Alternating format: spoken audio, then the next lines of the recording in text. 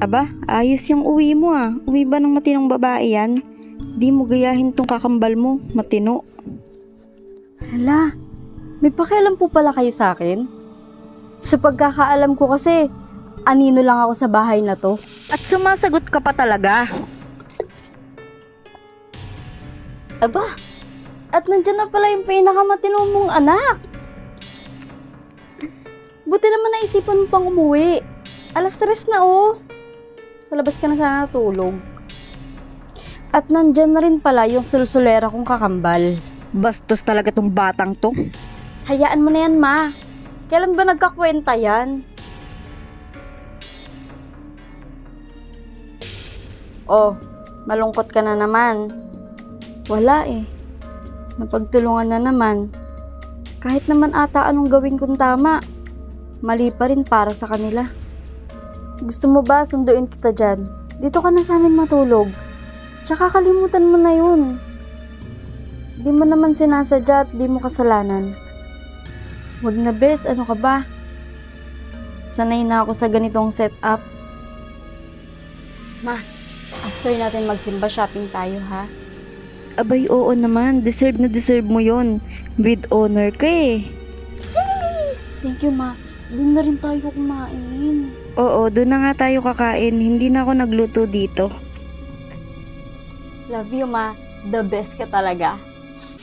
Tara na. O, tara na. Alis na tayo. Enjoy. Happy family.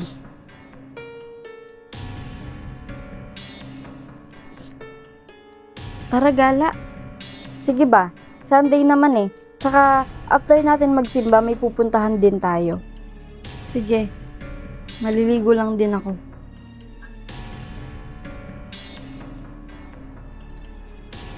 Hoy, nakikinig ka ba?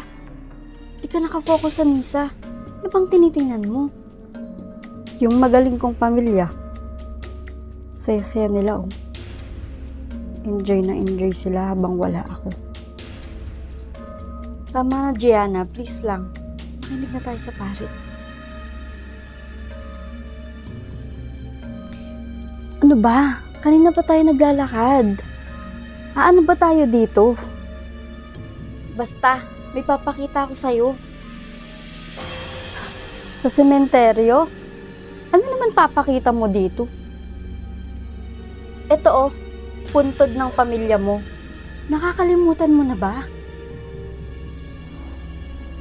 Saktong 1 taon nila ngayon. Alam mo, Bes, sawang-sawa na ako sa pamilya ko.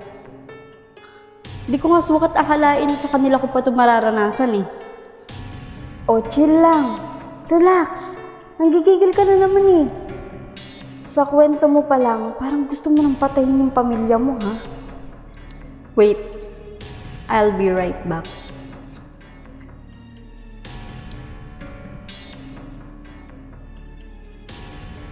Huh? Anyari dun? Biglang I'll be right back. Kung ito lang yung magandang paraan para sumaya ko, gagawin ko na.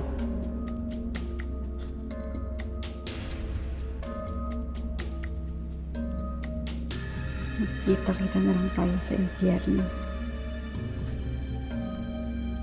Ano po bang nangyari, ma'am? Paggising ko po kasi, akala ko po kumakain po sila. Pagbaba ko po, nakita ko po na nakagano na po silang lahat sa may lamesa. Kaya tinawagan ko po agad kayo kasi di ko po alam talaga yung gagawin. Sige ma'am, imbestigahan po namin. Kaso mukhang food poison po kasi to eh. Balitaan po namin kayo. Sige po, maraming salamat po.